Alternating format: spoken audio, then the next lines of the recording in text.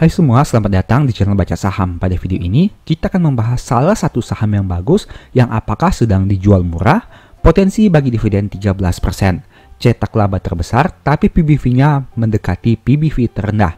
Tapi seperti biasa, semua pembahasan ini bukan rekomendasi dan hanya informasi. Ingat, kerugian kamu tanggung sendiri ya. Saat ini kita akan membahas saham POWR atau PT Cikarang Listrindo. Ini merupakan request dari subscriber Baca Saham. Topik pertama, analisa harga saham dan valuasinya. Pertama, teman-teman lihat di sini dari aspek probabilitasnya. Bisa dilihat probabilitas kenaikan dalam 5 tahun terakhir adalah 60%, yang mana kenaikan terbesar probabilitasnya ada di bulan April dengan angka 80%. Begitu juga dengan bulan Februari dan Juli yang punya probabilitas kenaikan yang mencapai 60%.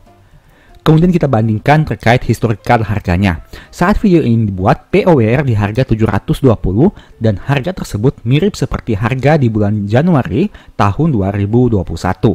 Jika kita bandingkan dengan historical PBV-nya, bisa dilihat terjadi penurunan PBV di tahun 2021 jika dibandingkan dengan tahun 2023. Itu artinya kinerja perusahaan mengalami pertumbuhan dalam beberapa tahun terakhir, sehingga dengan harga yang sama PBV-nya menjadi lebih rendah.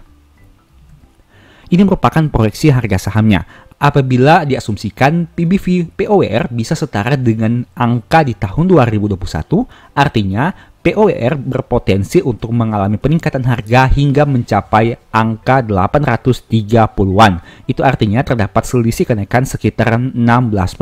Tapi ingat, ini hanya proyeksi saja. Bisa benar, bisa juga salah. Topik kedua, proyeksi dividen. Nah, teman-teman bisa lihat di sini kinerja di tahun 2023 mengalami pertumbuhan sekitar 40% dibandingkan tahun sebelumnya. Apabila kita memasukkan unsur tersebut ke dalam proyeksi dividen, maka akan diperoleh yield perusahaan bisa mengalami peningkatan dari aspek dividennya dari 9,9 menjadi 13,8% dengan asumsi dividen payout ratio yang sama. Topik ketiga, kinerja Q3 tahun 2023. Pertama, teman-teman bisa lihat di sini kas perusahaan berjumlah 236 dan jika dibandingkan dengan liabilitasnya, perusahaan butuh sumber dana yang lain apabila ingin melunasi seluruh hutangnya yang berjumlah 609.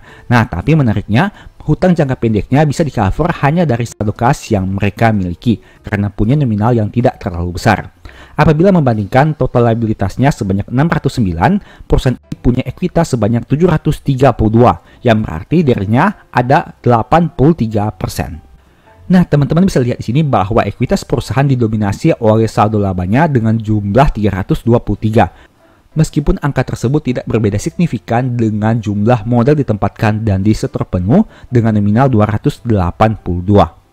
Terkait kinerja laba ruginya, teman-teman bisa lihat terjadi peningkatan penjualan neto di tahun 2023 meskipun jumlahnya tidak terlalu signifikan.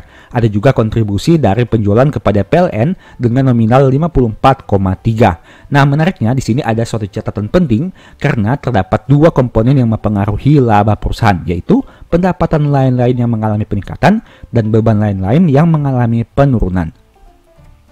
Jika dilihat rinciannya, peningkatan pendapatan lain-lain disebabkan karena adanya peningkatan dari keuntungan selisih kurs dan keuntungan dari penjualan investasi. Selain itu, untuk beban lain-lainnya mengalami penurunan karena adanya penurunan beban pajak dan kerugian selisih kurs.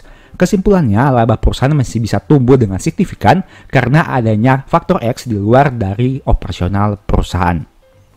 Nah, kemudian kita lihat dari aspek harga sahamnya. Selama tahun 2023, POR masih naik 9%, tapi masih turun 28% dalam 5 tahun terakhir. Topik keempat, poin tambahan. Teman-teman bisa lihat di sini bahwa terjadi peningkatan laba juga disebabkan oleh salah satu faktor, yaitu manfaat atau beban pajak penghasilan, yang mana beban pajak tangguhan mengalami penurunan dari 10,6 di tahun 2023 menjadi positif 1,8. Hal itu juga yang menyebabkan kenapa laba periode berjalan bisa naik sangat signifikan di tahun 2023 ini. Topik tambahan kedua, POR merupakan salah satu perusahaan yang cukup konsisten membagi dividen 2 kali setiap tahun. Itu teman-teman bisa lihat berdasarkan tampilan berikut ini. Seperti yang tadi kita bahas bahwa POWR ini masih mencetak penurunan harga saham sekitar 28% dalam 5 tahun terakhir. Itu artinya bagi mereka yang memegang saham ini sudah cukup lama, masih berpotensi memiliki floating loss di portofolionya. Nah, kedepannya apakah POWR bisa mengalami peningkatan harga saham yang signifikan? Kita lihat saja perkembangannya disertai dengan peningkatan kinerja keuangannya seperti apa. Demikianlah pembahasan singkat pada video ini. Selalu ingat bahwa video ini bukan rekomendasi dan hanya edukasi. Segala risiko kerugian menjadi tanggung jawab kamu sendiri. Di video berikutnya kamu ingin dibahas materi apa lagi? Tulis di kolom komentar ya. Sebagai informasi, berikut ini beberapa list ebook baca saham. Pertama, strategi nabung saham. Kedua, the stock market. Dan yang ketiga, cara cepat analisa laporan keuangan. Apabila tertarik, chat saja pada nomor WA yang tercantum. Sekian video ini, semoga bermanfaat. Thank you.